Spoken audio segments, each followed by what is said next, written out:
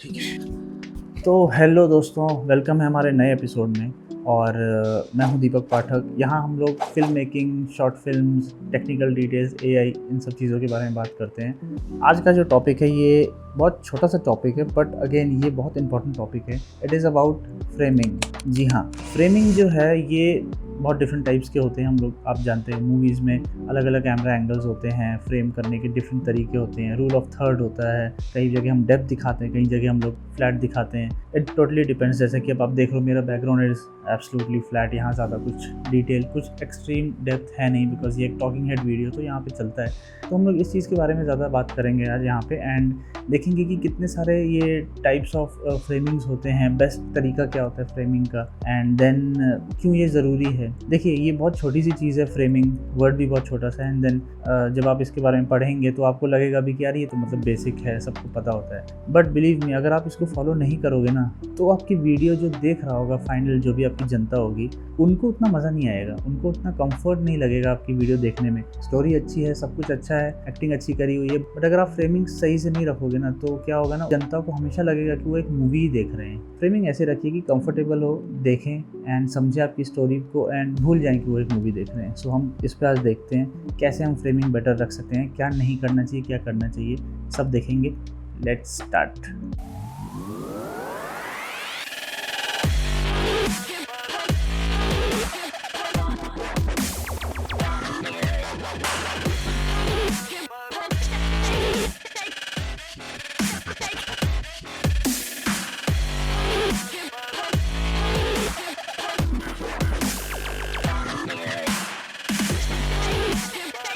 And cut. Perfect.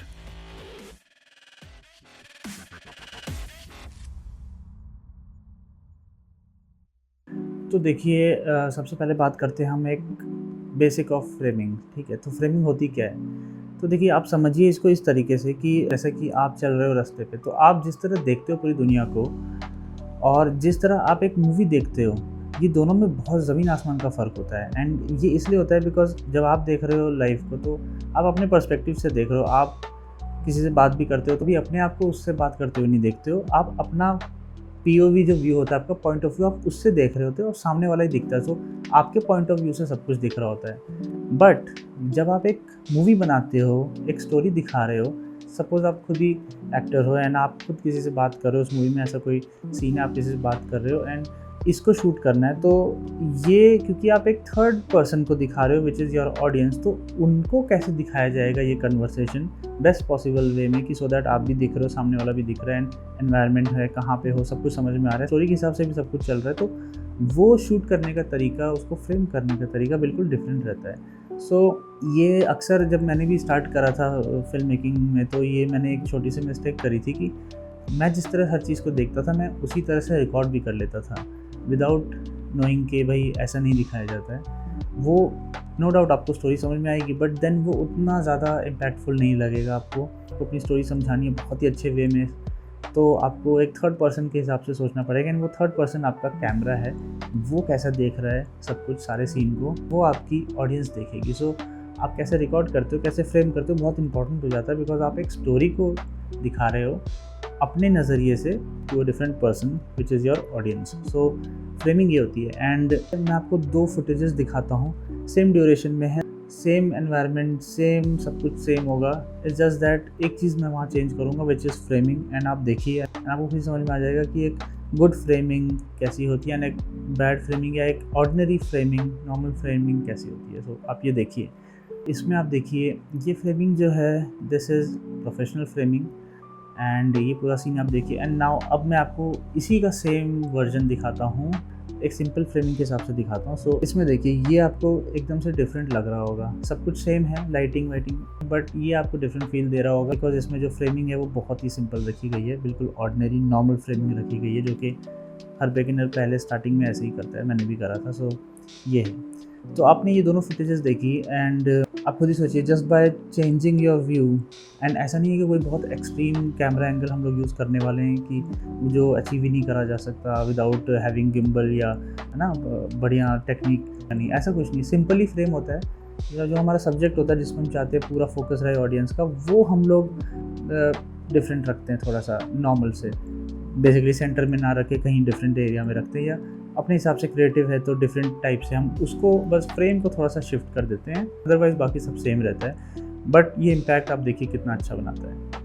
देखिए एक चीज़ और है कि जब हम लोग इनिशियली स्टार्ट करते हैं मूवीज़ वगैरह बनाना, या कुछ टाइम हो भी गया होता है हमें, तो हमें एक आदत होती है कि हम जब कुछ रिकॉर्ड करें तो हम लोग उसमें मूवमेंट हमेशा डालें, मतलब कोई भी स्टैटिक शॉट हमें उतना अच्छा नहीं लगता। एंड इसका एक जो मेन रीज़न है वो ये कि हमें लगता है कि यार जब कैमरा इतना अच्छा है, हमारे पास सब लाइट्स है, माइक है, लेट्स से गिम्बल भी है, so why not utilise that. हम लोग वो सारी चीज़ें लगा देते हैं सो दैट हम एक मूवमेंट के साथ ना बढ़िया वीडियो रिकॉर्ड कर सकें। नो डाउट कि करना चाहिए, बट मुझे जो लगता है वो ये कि it's always the script first. आपकी स्टोरी सबसे पहले आनी चाहिए।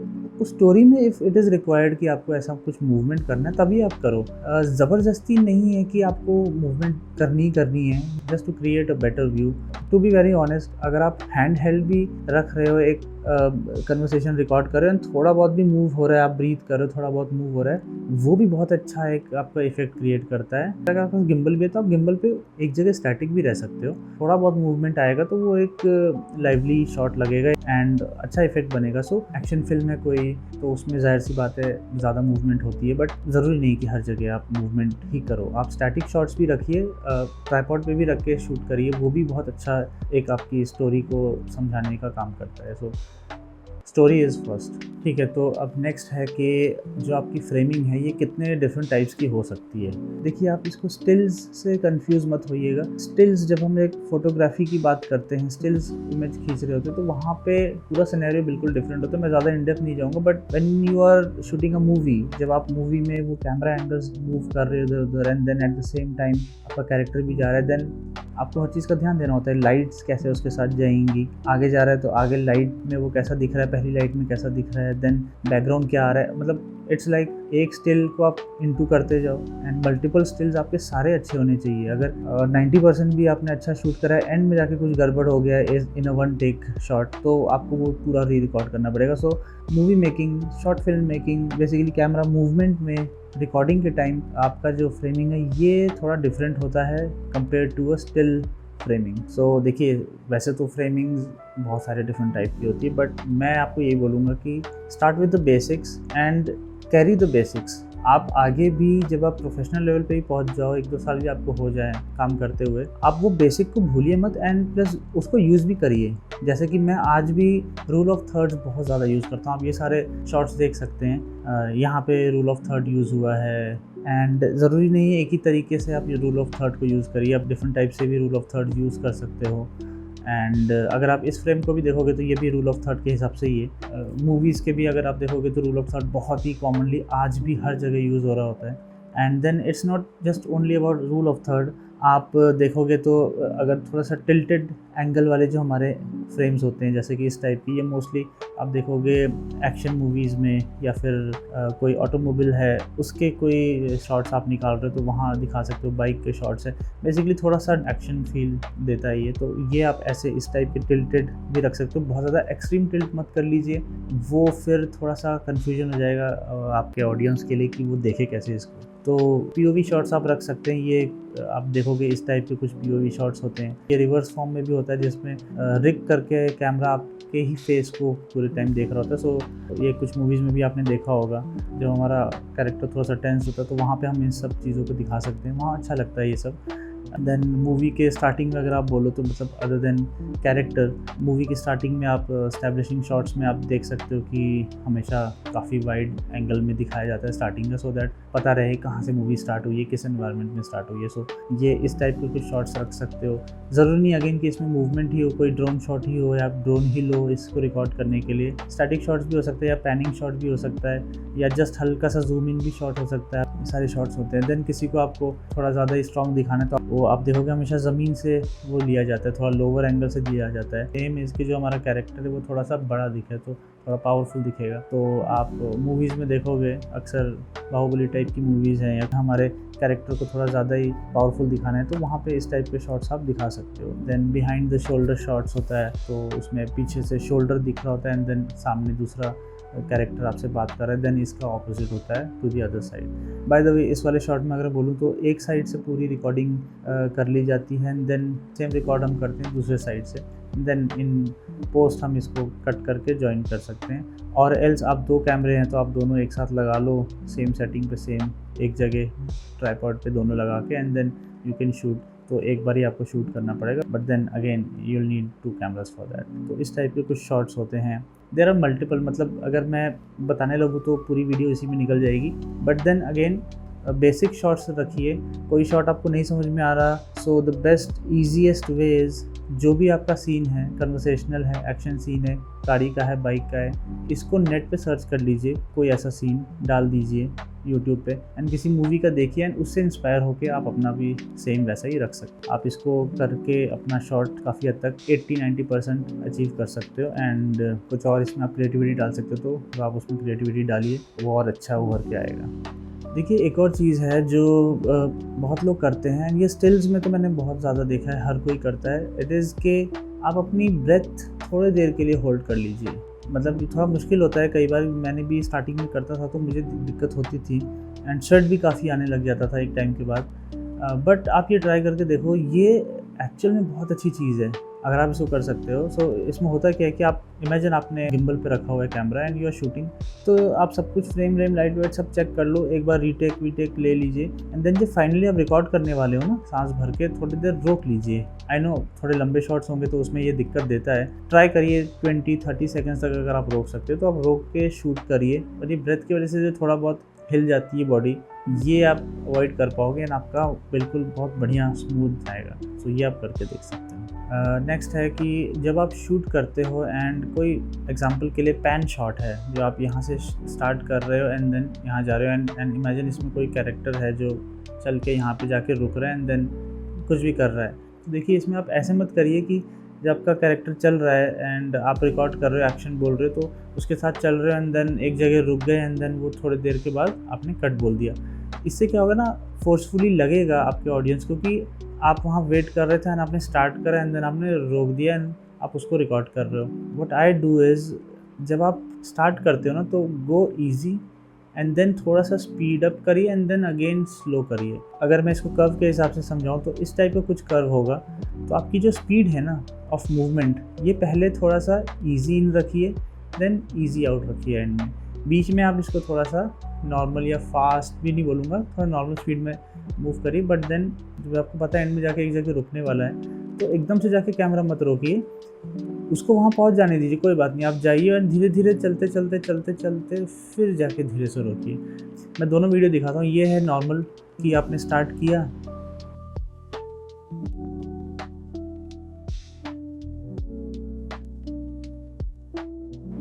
एंड ये रुक गया एंड ये है दूसरा जो कि आपका इजी इन इजी आउट। अगर आप इसमें लगा दो, इजीली मूवमेंट हो रही है, स्टार्ट हो रहा है एंड देन इजीली स्टॉप हो रहा है एंड मूवमेंट होती रहती है धीरे धीरे, ऐसा नहीं है कि बस रुक जाता है। तो ये करके देखिए, आपको डिफरेंट लगेगा ये थोड़ा सा एंड अच्छा लगेगा ऐसा शॉट। ना देखिए कभी कभी क्या होता है, हम लोग सब कुछ इम्प्लीमेंट करते हैं, सारे रूल्स लगाते हैं, रूल ऑफ थर्ड भी लगाते हैं, बट देन जब हम रिकॉर्ड कर रहे तो हम कई बार भूल जाते हैं उस चीज़ को। So for example rule of third का अगर एग्जांपल लिया जाए, आप इस फुटेज को देखिए, इसमें रूल ऑफ थर्ड इम्प्लीमेंट हुआ है स्टार्टिंग में, बट एंड में क्योंकि कैरेक्टर हमारा थोड़ा डिफरेंट फ्रेमिंग में जा रहा है एंड थोड़ा वाइडर शॉट हो रहा है, तो इसमें आप देख रहे हो धीरे धीरे वो रूल ऑफ थर्ड गायब ही हो गया है ना, वो शॉट ही चेंज हो गया। So instead of doing this, आप इसको इस तरह से करिए।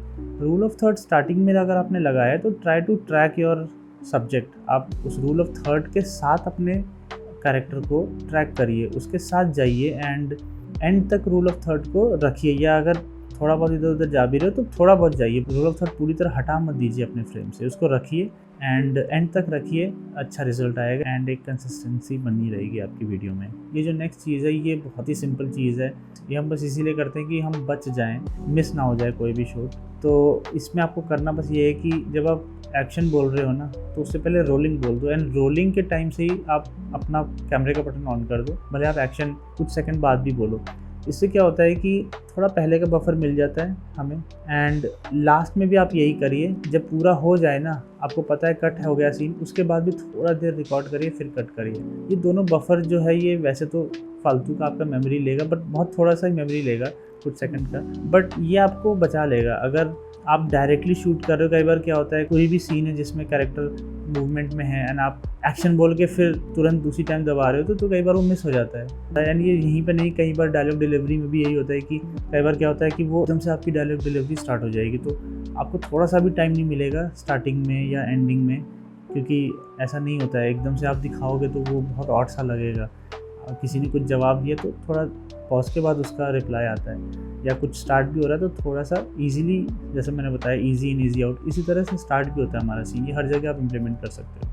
आपने अक्सर देखा होगा मूवीज़ में स्टार्टिंग में आप जो मेन हमारा लीड कैरेक्टर है हमें उसको रिवील करना है, तो वो एकदम से नहीं दिखाया जाता, वो पहले थोड़ा बहुत इधर उधर दिखाते हैं, हाथ पैर दिखा रहे हैं उसके, कभी आंखें दिखा रहे हैं, या वो कुछ एक्टिविटी कर रहा है वो दिखा रहे हैं, एंड देन धीरे से उसको एकदम से दिखाते हैं कि हमारा कैरेक्टर है। तो ये आप करिए, ये अच्छी चीज़ है, मैं भी बहुत इसको फॉलो करता हूँ। तो it totally depends on you, आप कैसे उसको डायरेक्ट कर रहे हैं। बट मुझे हमेशा पसंद है कि अगर मैं किसी को दिखा रहा हूँ, किसी मेन लीड को, कैरेक्टर को, तो उसको आराम से दिखाइए, जल्दबाजी मत करिए। जैसे कि आप ये शॉट देखिए, ये मूवी का स्टार्ट है, हमने इसमें सब कुछ शूट करा, कैरेक्टर को दिखाया उड़ते हुए, बट अगेन उसका फेस रिवील नहीं करा हमने, वो कौन है, कैसा दिखता है, किसी को नहीं पता।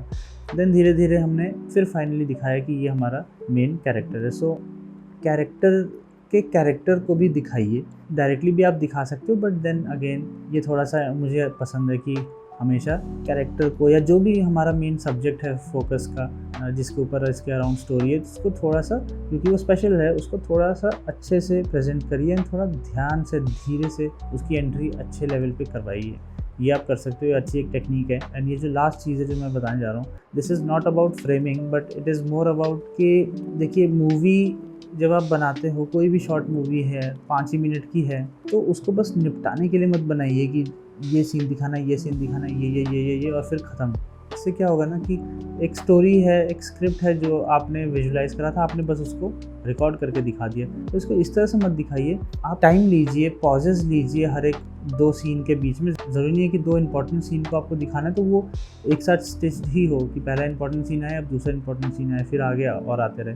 इसके बीच में आप और छोटे मोटे एलिमेंट्स डाल सकते हो, कुछ भी नहीं तो आप डिफरेंट एनवायरनमेंट के शॉट्स ही डाल सकते हो, कि अब किसी और घर की स्टोरी है तो उसके बाहर का थोड़ा सा दिखा दो, इधर उधर का दिखा दो, गाड़ियों का दिखा दो, एंड फिर उस मेन सीन में आप जाइए। तो पॉजेज लीजिए बीच में, स्टोरी को स्टोरी की तरह ही दिखाइए, बट देन आराम से दिखाइए उसको। जल्दबाजी की कोई ज़रूरत नहीं है। हर एक सीन आपको लोगों को सिर्फ विजुलाइज ही नहीं कराना, आपको उन्हें बताना भी है कि एक स्टोरी है, इस तरह से चल रही है, जैसे नॉर्मली ज़िंदगी चलती है वैसे ही चल रही है, नॉर्मल चीज़ें हैं। बीच में पॉजेस लीजिए, उसको स्टिच करिए अच्छे से एंड देन दिखाइए। सो ये आप कर सकते हो। इससे आपकी स्टोरी एक अच्छी स्टोरी की तरह ही लगेगी, एंड सिंस वो वीडियो है तो लोग उसको जिएंगे, उसको देखेंगे एंड उसको समझेंगे, भूल जाएंगे कि वो एक मूवी देख रहे हैं जो कि किसी और ने पहले से सोच रखी है, अपने दिमाग में बना रखी है। तो देखिए यही हमारा पूरा फ्रेमिंग का concept. Different types of framing होते हैं, कैरेक्टर को किस तरह रिवील करा जाता है, डिफरेंट एंगल्स, कैमरा एंगल्स कहाँ पे कौन से यूज़ हो रहे हैं, वो उस सीन को ही दिखाने के लिए वैसे क्यों बने हैं, ये सारी चीज़ें हमारे फ्रेमिंग में ही आती है। एंड मैं थोड़ा सा हमेशा सबको बोलता हूँ कि आप बेसिक्स को कभी मत भूलिए, जो भी बेसिक है उसको हमेशा यूज़ करिए।